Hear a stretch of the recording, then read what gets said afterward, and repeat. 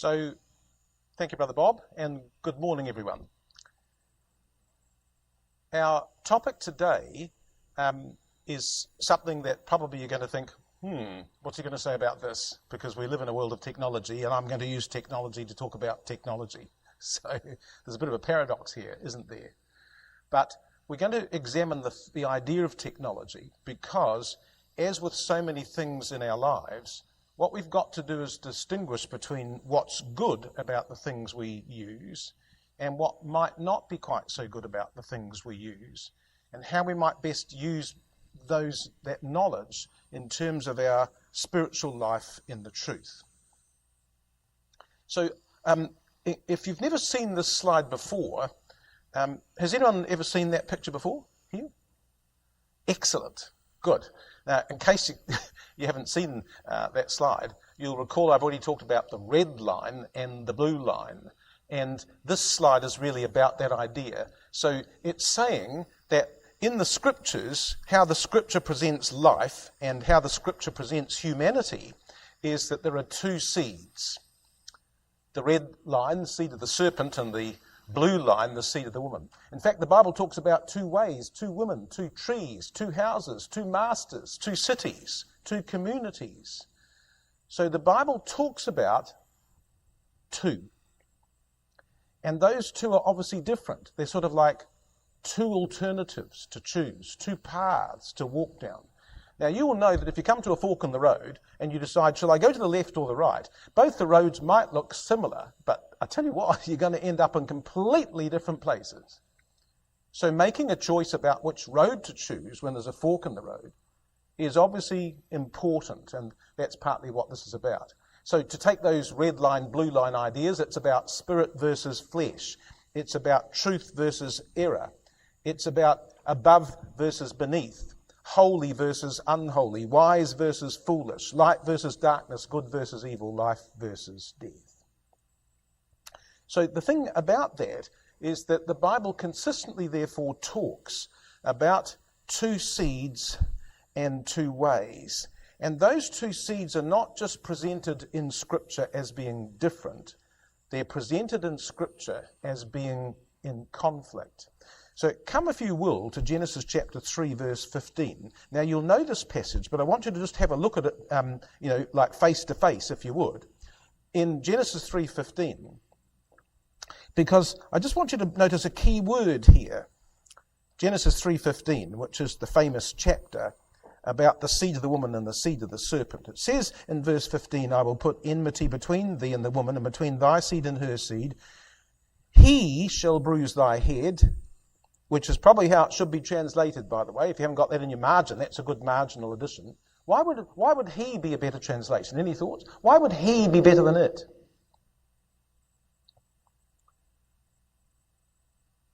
Any thoughts? Why would he be a better translation? Yes.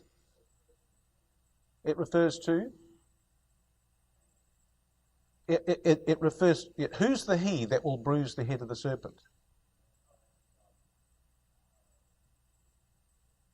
So ultimately, it's about Christ, you're quite right.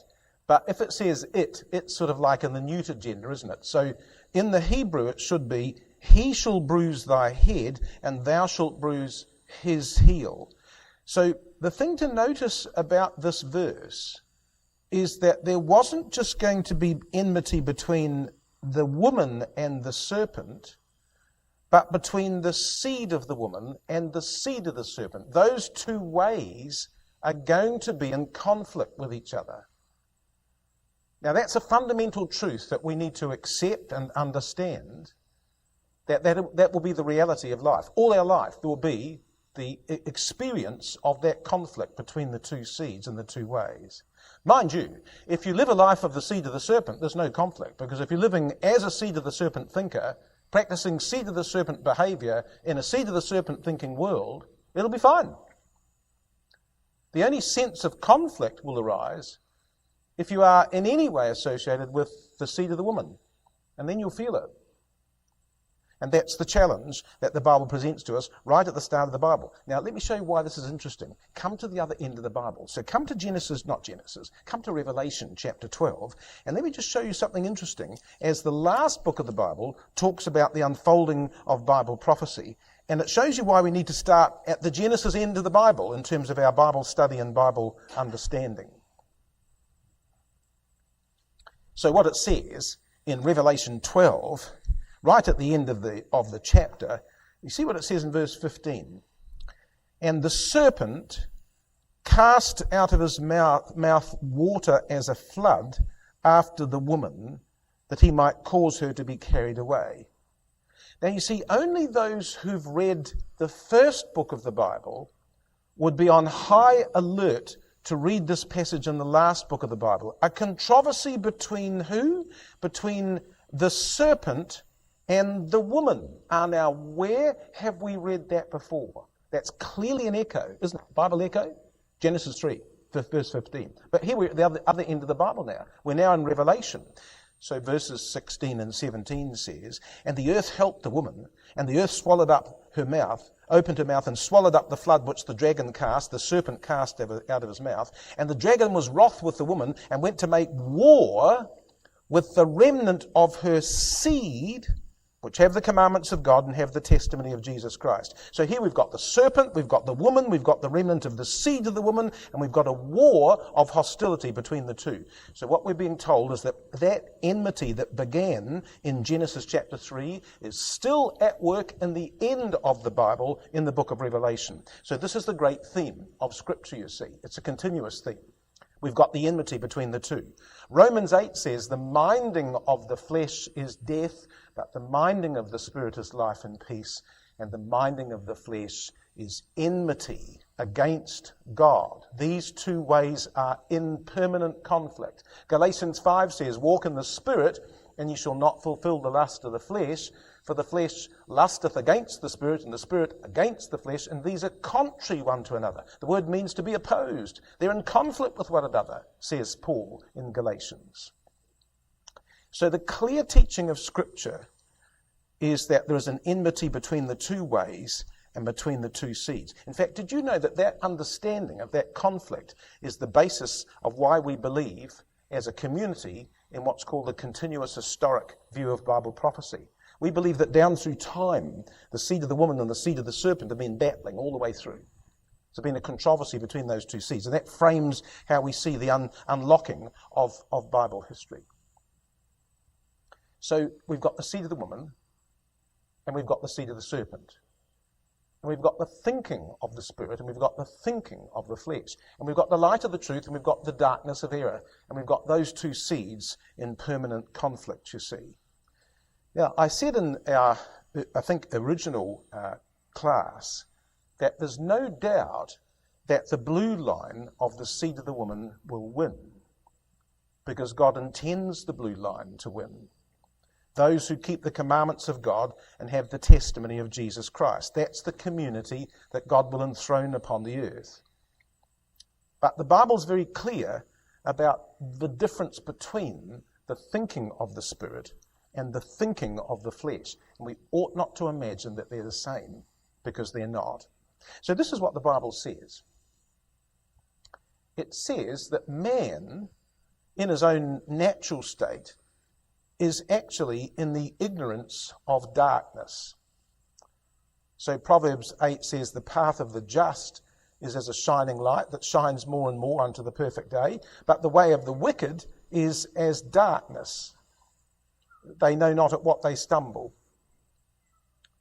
And we know also in Ecclesiastes 6 that he comes in with vanity and departs in darkness, and his name shall be covered in darkness, says Ecclesiastes. And John chapter 12 says, walk while ye have the light, lest darkness come upon you. For he that walks in darkness knows not whither he goeth. While ye have the light, believe in the light. Light versus dark, light versus dark, light versus dark. But what these passages are saying is that man by himself is not in light, he's in darkness. Our natural thinking is darkness, not light. And did you notice another key word? Can anyone spot another key word, do you think, in those three passages? There's an interesting additional key word. What do you reckon?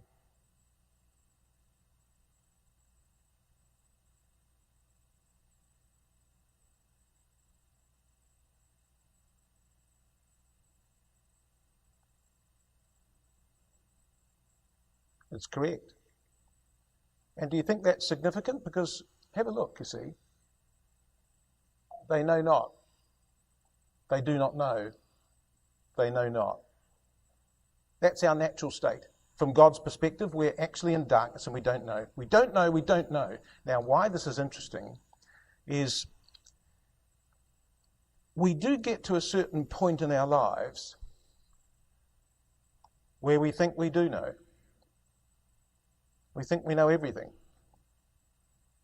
It's part of the journey, incidentally, of teenage life, is to go through that epoch of time where we think we know everything. Mark Twain had a very famous saying once. You probably heard it, but Mark Twain said this. He said,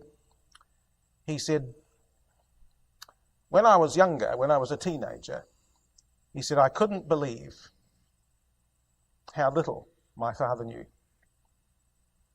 And by the time I was 21, he says, I couldn't believe how much he'd learned. So there was like a change in his thinking. In fact, there's another famous saying about dads. And the famous saying about dads is, my dad's bigger than your dad. And the second stage of dad is, the old man doesn't know anything. And the third stage is, my father always used to say. It's sort of like a journey of life. And somewhere in the middle of all that, we do go through an epoch of time in life where we sort of think we do know. We know what we're doing, we know what we're up to and where we're going, and we don't really. We just think we know. But the teaching of the Bible is we don't know. We absolutely don't know. We're in darkness. But on the other side of the ledger, the positive side, is that God is the source of enlightenment. So the darkness hideth not from thee, says Psalms. Even the darkness is not dark to thee, but the night shineth as the day. The darkness and the light are both alike to thee. God is light, absolute light, the light of knowledge, the light of prescience. Daniel chapter 2 says, he gives knowledge to them that have understanding or no understanding. He reveals the deep and secret things. He knows. We don't, but he does, says Daniel. He knows what's in the darkness. And the light dwells with him. It lives with God. And the first of Peter chapter 2 says, you're a chosen generation, that we should show forth the praises of him who's called us out of darkness into his marvellous light. So you see the key words? The darkness hideth not from thee.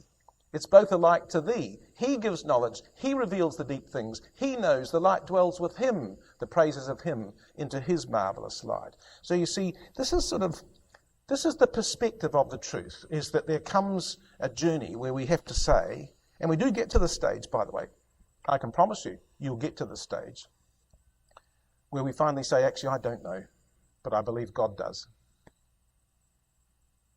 I don't know the mysteries of life, but I really believe that God does. So if God does, then I better find out how to think from his perspective, because there's always going to be a controversy between these two ways and these two lines.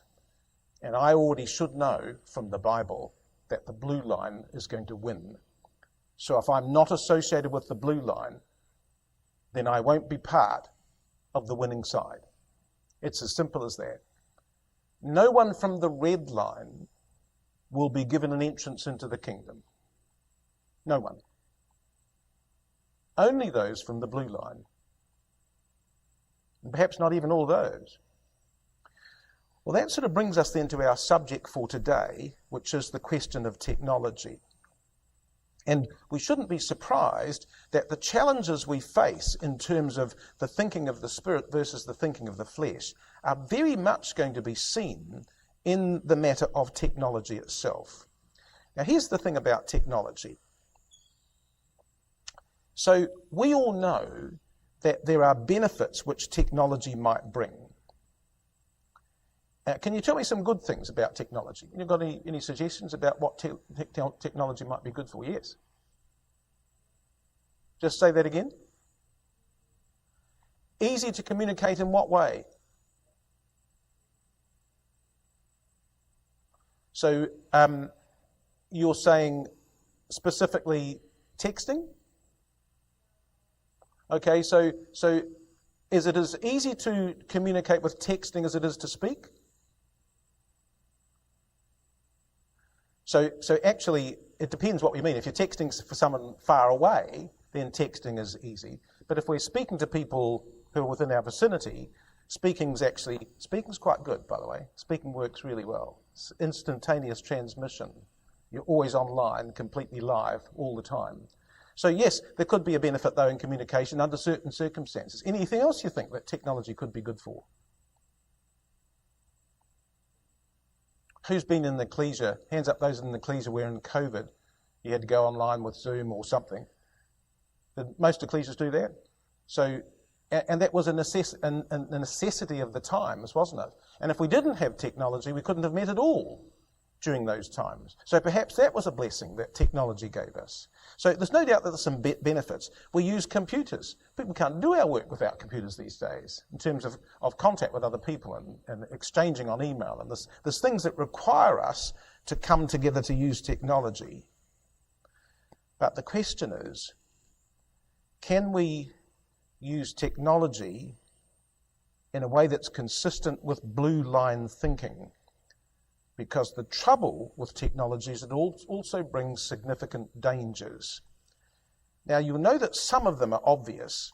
Unrestricted access to immorality.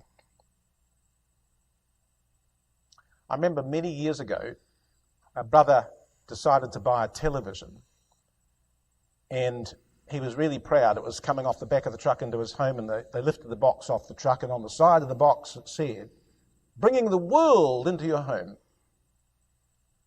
And the brother said, "I'm really sorry, but I can't accept it. You need to send it back to the shop. I'm so sorry. I shouldn't be buying this." Because he suddenly realised that that's what it was going to do. It was going to bring the world into his home. But nowadays, we've just brought the world into our lives like that, haven't we? And everyone can have one of those, and no one's got any idea what people are doing. No idea what they're doing. And it might not be immorality, but it could be any one of 1,000 other things which are not good as far as the truth's concerned, which undermine the truth. So look, I've just got a list of some of the things which I think are potentially dangerous. I think that you'll probably know these, and you'll probably agree with them, but the question is more about what we do about it, because you've got to actually reach a point in your life where you've got to decide, how do I make choices here? And at the end of the class, I'm going to talk to you about a smart lesson from a farmer that tells us that when we talk about things that we use and the benefits that there are, that we need to be cleverer about how we assess the benefits and smarter about how we assess the dangers. So, here's technology. Got some benefits? Absolutely. But in fact, one of the things it does, funnily enough, is it inhibits good communication. Because you see, text messaging is not good communication.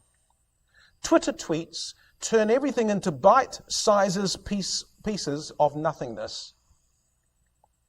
The trouble is with tweets,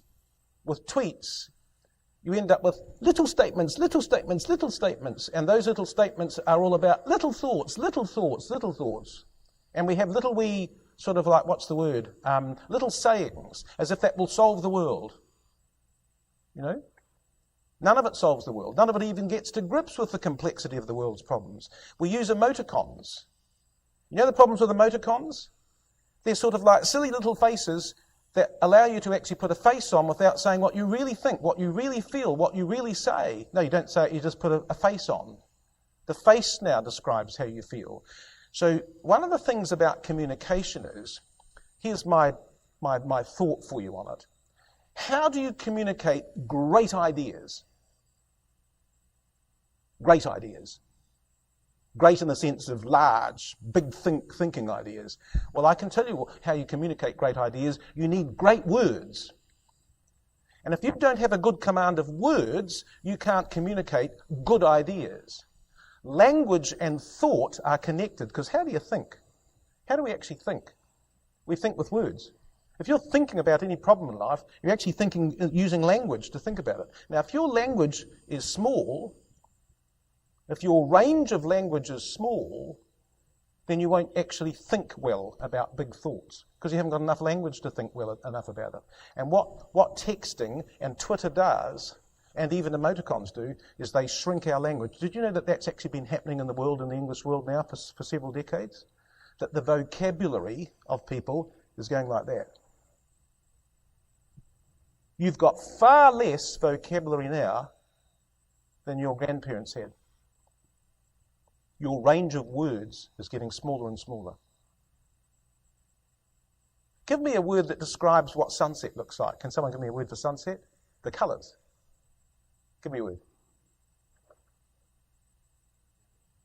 Vivid. Okay, I'll take that. Vivid, yeah. What other words to describe a sunset? Picture the sunset. Okay, so it's vivid. What else? Yes? Idyllic. Give me the colours. Orange. Idyllic orange, of course, but orange, purple. Any advance on orange and purple? Yellow. Any advance on orange, yellow, and purple? Give me some more nuanced colours. Oh, I like that. Lilac, or it could be violet, it could be magenta, it could be purple, it could be auburn. There's lots of extra words. What about colours of blue? What blue would you see in the night sky? Would you see blue? Just blue? What other ranges of blue would there be as the sun sets over the far horizon? What other depths and tints of blue? Yes? Cobalt blue, indigo. So my point is, if I was asking you to describe sunset and said, give me every colour you can possibly think of, how many colour words could you think of? Have you got enough to express the beauty of that sunset? Now here's my point. If you don't have the range of words, you can't describe that sunset as vividly as someone else could with more words. You just can't. Now you're living in an age where what technology is doing is shrinking your vocabulary and your communication. You're paying that price every day. So the question is, are you happy to pay that price? And do you realise what that price will be in your future life? Because it isn't just about communication, it's about thinking. I think that what technology does is it damages genuine friendships. Has anyone here read Cheryl Turkle's book Alone Together? It's a really good book to read if you want a good read. How does that sound, by the way, the title? Alone Together. Does that sound like an oxymoron or a paradox? And what she says, effectively in that book, is she says that in the vast platform of social media and social activity, what happens is friendships are a mile wide and an inch deep. In theory, we're more connected than ever before. But in reality, we're more lonely than we ever thought possible. Technology is a trick when it comes to friendships. Do you know the very best friendships? The ones you have face to face in person. You don't need to have 1,000 friends on social media. Most of them aren't real. Who are your best friends? Well, the most likely answer to that will be people that you regularly chat to on a face-to-face basis. They're your real friends. And they're the ones you want to nourish. These are the friends that will be friends probably for the rest of your life. The rest of them are superficial. But for some reason we've imagined that we've got to have them, got to have all these friends. But it's actually not what the Bible teaches about friendship. The Bible's got lots of examples of close friends, deep friendships that were really powerful in the truth. Special friendships that inspired each other mutually in the things of the truth. You only need a handful, by the way. In fact, my experience is that in most of people's lives, they may only ever have a handful of friends, maybe only 2 or 3 best friends at the most. But they will be the most treasured of all your relationships. Technology is not helping with that. Technology is leading you away from friendships, away from good relationships, by the very nature of how it operates. Have you thought about that? Have you thought about the price that might bring? Here's another one. What technology does is it consumes attention. So there was a psychologist, Herbert Simon, that said that what information consumes is rather obvious it consumes the attention of its recipients. A wealth of information creates a poverty of attention. So what happens is attention that should be spent in blue line activity ends up being spent again and again and again in red line emptiness. You've only got a certain number of minutes every day, and how we spend it sort of decides where we might go in life. Actually, let me just digress for a minute. I'll tell you a wee story, because for the last few years, I've been teaching in organisations one key thing. I teach attention management. So I go into an organisation and I talk about how the attention of all their staff is being disrupted and destroyed by the bad practices that go on inside that company, and how that the attentional powers of their staff are their single greatest asset. But the critical thing is when everyone walks in the morning, their bodies have arrived, but did their brains come? And the trouble is you don't know, because who would know whether someone's paying attention? It's invisible. So I teach in organisations how to manage attention, your attention, every day. And I start with this story, which happens to be a true story, is they took two groups of people and they sent them on a forest walk. So every day they were going to go on a walk through a forest for 1 hour. But before they started this exercise, they took the vital signs of all these people. So they took their heart rate and their cholesterol levels and their blood pressure and their triglycerides and just a few indicators to see whether they were reasonably healthy or not, to measure the effect of this walk through this forest. So they're going to walk through a forest for 2 weeks for 1 hour a day. But to Group A, they said, now, as you walk through the forest, keep an eye out for litter. Keep an eye out for the trash that people have dumped through the forest as you walk. See if you can see spotting of that. Keep an eye out for graffiti on some of the brickwork walls that are in the middle of the forest. Keep an eye out for damage to the trees. See if people have broken branches or squashed plants or trodden flowers into the ground. Keep an eye out for all that stuff. See what you can see. And to Group B, they said, as you walk through the forest, just see the forest above you through to the canopy of the blue sky. See the dappled sunlight coming through the leaves, hear the bird song, and just immerse yourself in the forest and the feel of the trees. Just enjoy it. Now off you go for your walk. So they went for a walk for 2 weeks, and they came back and they said to the two groups, how'd you get on? Well, Group A were as grumpy as heck because they had seen signs of damage and graffiti and litter, and they were not at all happy with how people were treating the forest. And interestingly enough, not only did they not want to continue the walk, but their health indicators had got worse. Group B, they said, how did you get on with the walk? They said, oh, we loved it. Absolutely loved it. It's been so therapeutic. In fact, we'd like to carry on the walk. It's been wonderful. It's been so good. Same forest.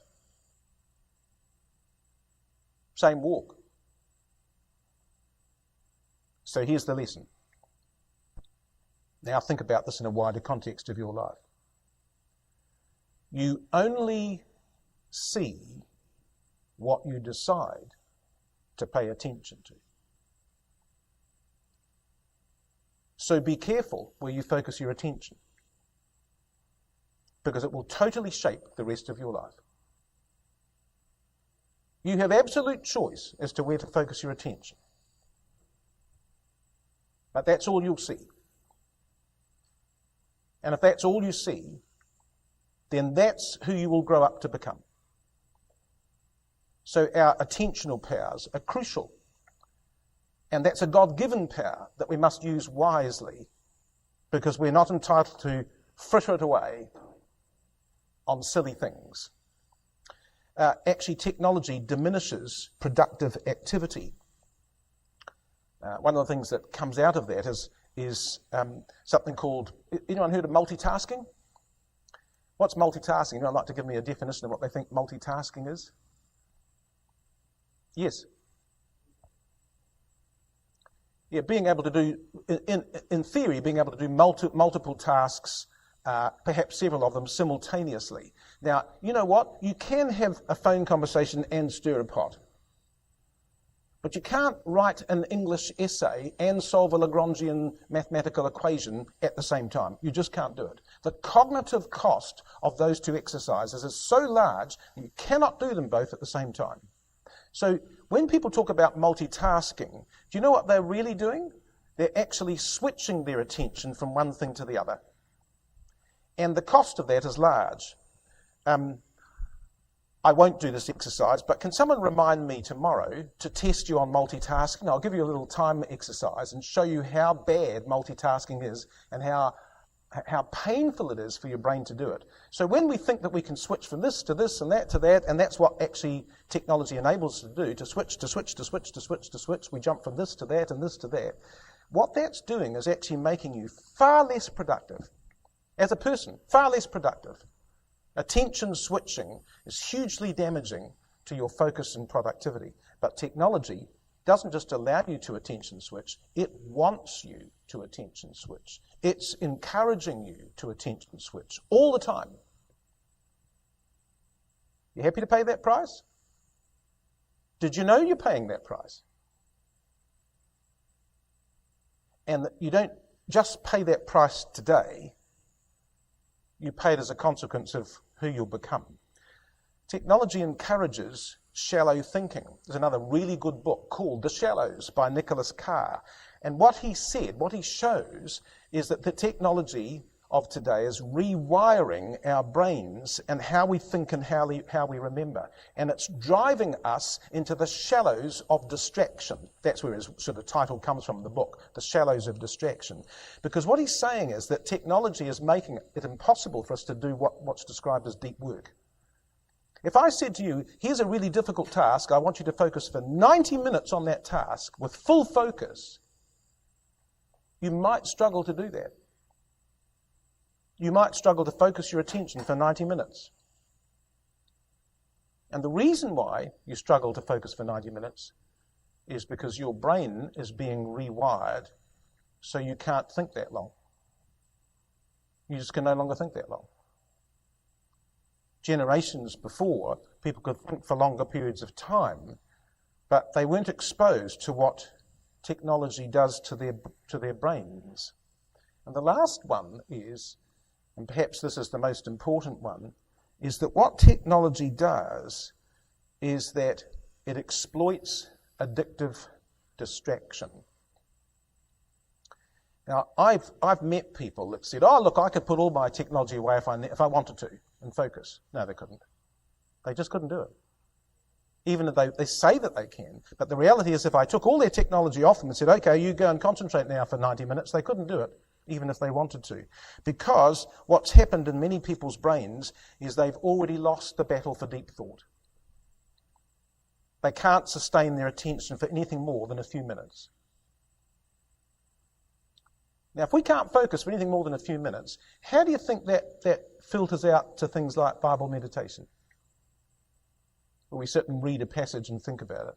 If you can't think for anything longer than a few minutes. How will that impact on your ability to spiritually meditate? There's a price to pay here, you see. And so every one of those outcomes is against the objectives of the truth. By the way, every one of those is an hour's study in itself to unpack that in more detail. We haven't got time, so this is just a summary. But every one of those is not actually serving the objectives of the truth. So what you've really got is this. Here's the reality. The reality is that technology is the work of seed of the serpent thinkers writing seed of the serpent programs to compel seed of the serpent behavior. Don't be deceived. That's exactly what they are.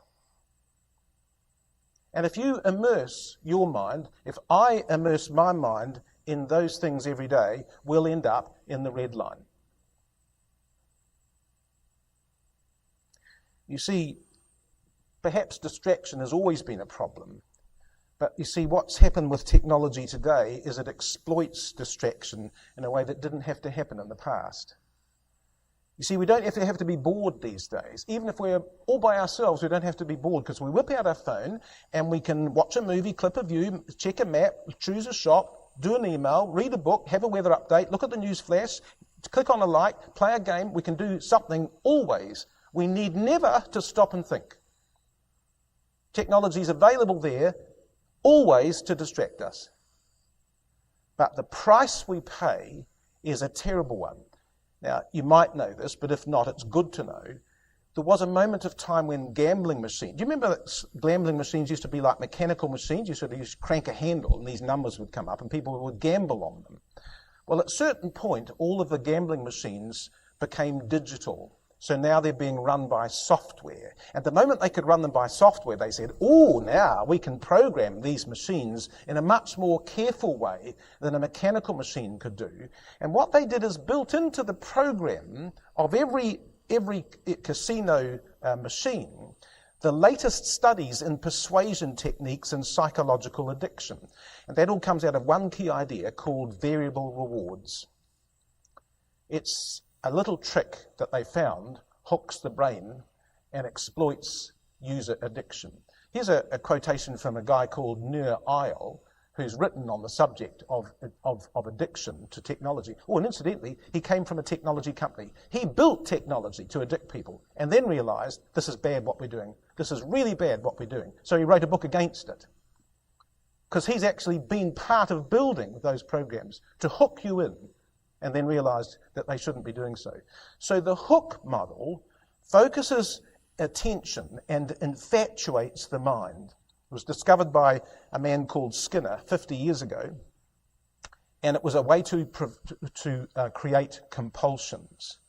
Variability is the brain's cognitive nemesis, and our minds make deduction of cause and effect a priority over other functions like self-control and moderation. It is this same impulse to search endlessly, never satisfied, that creates habitual behavior from many new technologies. So what they embedded was a type of system called variable rewards. Sometimes you win, sometimes you don't. Sometimes you win, oh, I didn't win. And so what happens is people get addicted to, oh, it might be next time. Oh, just one more time, it might be next time. I might win next time. Oh, it must have been because... And so the brain becomes obsessed because the variable rewards mechanism means you can never be quite sure whether it's going to be next time or not next time. So I'll just check one more time, just one more time, just one more like. I'll just check my program one more time. And they've actually totally trapped your brain.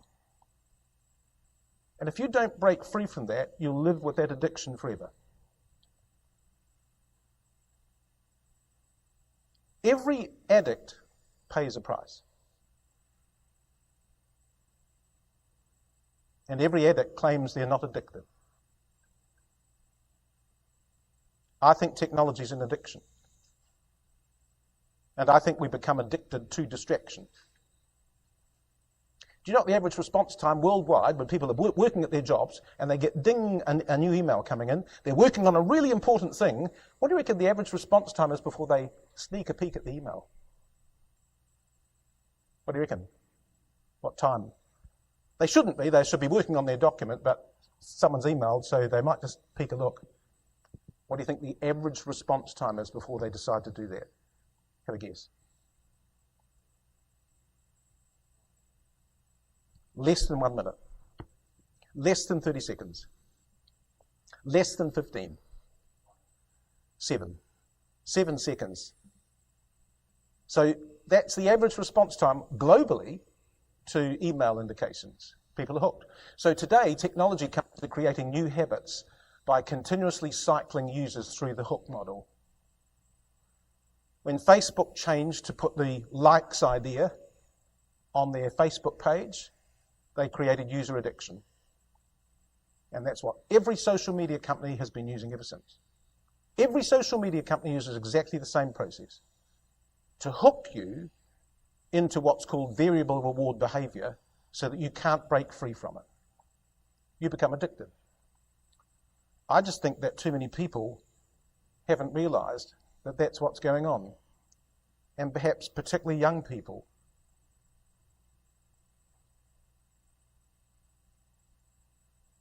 It's really strong. And it totally will affect your future. Because it's playing with your mind. It's doing more than playing with your mind. It's imprisoning your mind.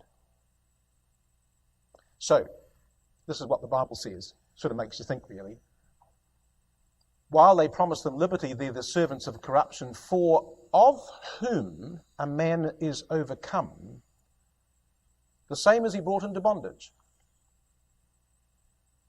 I think technology has the power to put us into bondage. Hebrews 2 verse 15 says that Christ came to destroy him that had the power of death, the devil, and deliver them who through fear of life were all their lifetime, fear of death rather, were all their lifetime subject to bondage. Romans 8:15, you've not received the spirit of bondage again to fear, but the spirit of adoption. Galatians 5, stand fast in the liberty of Christ and don't be entangled with the yoke of bondage. And we live in an age and in a world where technology seeks to put us into bondage every day. Do not be mistaken. Why do they do that? Because it's how they make money. It's all about the money. They don't care whether you're addicted. In fact, the more addicted you are to use their programs, the more money they make. You're just a tool to their ends. And you come along and pay the price every day. So it's a real challenge. I believe it's a real challenge. And so maybe this is part of the challenge. So I'd like you to do this, one of these sort of two sides of the board here. Again, just on a piece of paper. So I haven't given you this document to use, but if you just do that little sort of, two sides of the balance sheet, and I just want to ask you to write down a stab just on a blank piece of paper. Don't show it to anyone. This is yours alone. Keep it to yourself. But I want you to write down the number of minutes you think that you spend each day on these things. I'm not going to give you long, because I don't want you to start brooding about it, so I just want you to take a stab, right? Just your best stab, and it's completely private, remember? Keep it private. Text messages. Have a stab. 2 minutes a day, 5 minutes a day, 10 minutes a day, 30 minutes a day, hour a day, 2 hours a day. How much time? Got it? Emails. Not business. Not business related. Got it? Good. Social media. How much time on social media? Was that a raised hand? No, you don't need to give the answer.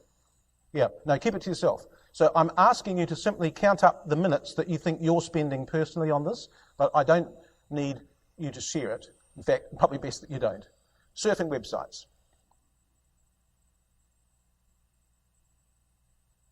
Take a stab. Watching movies.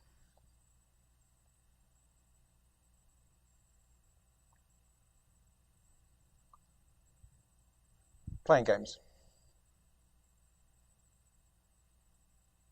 So this is per day. So just a rough stab is good enough. So you got a grip on that? Now let's look at the other side, blue line. Doing the readings. Be honest. Engaging in Bible meditation. Because this is every day, so minutes per day. So daily Bible meditation. How much time? 10 minutes? 15, 20, 50? Reading the writings of the Brotherhood. I mentioned the other day, we've got an astonishing amount of really good literature in the truth as a Christadelphian community, but have we read it? Offering daily personal prayer. How much time? Once a day? Twice a day? 2 minutes at a time? 10 minutes at a time? It's really interesting. We're told that Samuel once, he says he continued in prayer all night. Could you imagine continuing in prayer all night? I'm astonished. How could you do that? Bible characters did. Prayed all night. I don't think we could do that. Attending ecclesial activities. Now, this is tricky because it's not every day, but you could average, I go 3 times a day, 3 times a week, and it's, however many minutes for each of those meetings, and divide that by 7, and then we're back to a daily amount. So just some daily amount is good. And lastly, contributing to the work of the truth. So, look, here's my question. You know what I'm saying here. You don't have to tell me anything about the numbers. I simply want to ask you one question. Run the numbers of minutes on each side, and I'll tell you whether the red line of the seed of the serpent or the blue line of the seed of the woman will win the battle for your mind. I can tell you right now. You've got to decide. In fact, everything we do, we should be asking, is this red line or blue line? Red line or blue line? See, what people do is say, oh, my technology is essential for my work. But you see, the problem is what people do is they overestimate the benefits and underestimate the dangers. Now, I was going to do this on the board, but I don't think I've got time. But I've got a really good example about the thinking that should go on here. At least I thought I had a very good example. Must be up here. And it's to do with the fact that we justify technology on the basis that, well, we need it. It does good for me for this reason or that reason. No one doubts that there might not be some benefits. Honestly, I understand that. But this example comes from a farmer who had to decide whether to actually buy a hay baler, because he was on a farm where you could make hay with a hay baler, but it should be obvious. If you've got grass growing in your fields and you can bale it up for hay, why wouldn't any sensible farmer buy a hay baler? There's a benefit to it, right? The farmer said yes, but the problem is you've got to look at the other sides and the other parts to the equation before you necessarily buy a hay baler, even though there's an obvious benefit, free grass turned into hay. And so he started looking at the pluses and minuses, and he said, well, there's the cost of the fuel for the baler, the repairs to the baler, the shed to keep the baler.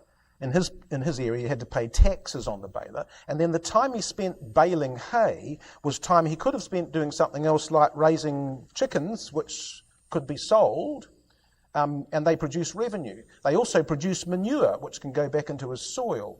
And he also said that by not baling, I don't compact my soil by driving heavy machinery over my ground all summer long.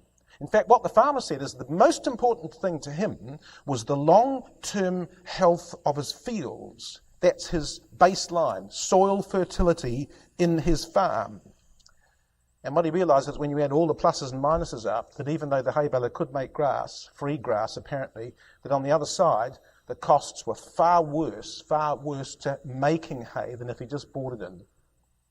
And as a smart farmer, he made a good decision that he weighed up the apparent benefits of the hay baler versus the real downside of the hay baler and decided there's more downside cost than upside benefit. Now, the thinking behind this is to say, well, that's perhaps how we should actually look at technology. I think it's too easy to say, there's a benefit. It keeps me in touch with people. And there's been no truthful assessment of the downsides. So I'm going to commend that to your attention, and I want to finish with a suggestion that comes out of a book which I highly recommend that you read at some stage. It's called Digital Minimalism by Cal Newport. C-A-L, Cal Newport. Now, by the way, Cal Newport is Professor Cal Newport, and he's a computer science professor. So he's hardly anti-technology. He's a computer science professor, so he knows all about computers and technology. And he says in that book, Digital Minimalism, he says you need to get off social media. It's wrecking your life, and it's wasting your life. Get off it, he says. If you want to do good work, get off it. It's not serving good purposes. You end up the pluses and the minuses. So what he suggests that people should do is take a 30-day digital declutter. And he says, look, this is how it works.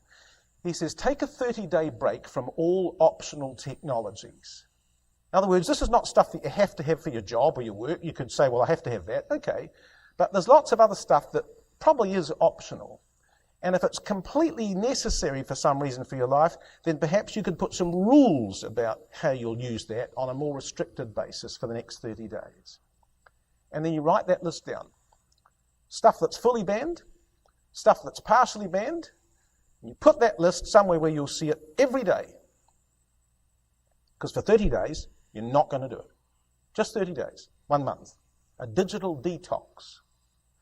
And then he said you aggressively explore higher quality interests to fill the time left vacant, to discover the type of activities that generate real satisfaction and help to craft a better life. So he says, don't just go off all those technologies. Now spend those 30 days discovering other better things you could do with your life, other more enjoyable activities that don't use those technologies at all.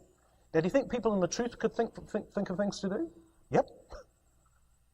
But even for people who aren't in the truth, they could discover all sorts of other things to do that no longer need those hours of time spent on technology. And at the end of the 30 days, he said, what you do is this. You now only reintroduce those technologies that fit with your highest principles. And even then, you'll decide how you'll use them. So don't just say, well, I'll use something because there's a benefit. Remember the hay baler? Of course there's a benefit to everything. There's also disadvantages. You need to have had a proper look at the cost on the other side.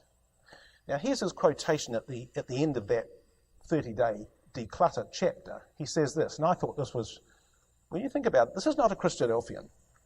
This is A, a computer expert. B, he's a Gentile. So if I can put it this way, he's part of the seed of the serpent community. And he said this. He said, this process will help you to cultivate a digital life in which your technologies serve your deeply held values as opposed to subverting them without your permission. I think that's a pretty good comment from someone who's not in the truth. You need to think about technologies that will serve your deepest values, not subvert them. Because that's what technology does. So I think this is private stuff, really. I think this is something you need to go away and assess for yourself. And to do that exercise of saying, have I really counted the downside costs? And have I perhaps overinflated the upside costs or the upside benefits? And haven't realized what a large impact it might be having on my life, and most especially my future spiritual life. So I've run over time. Sorry to run over time, but can I commend that to your attention? By the way, those slides will be available at the end of the school, won't they, Brother Bob? Because I've handed them on, so they presumably will be available for distribution. Yep, at the end of the school. So, okay, thank you.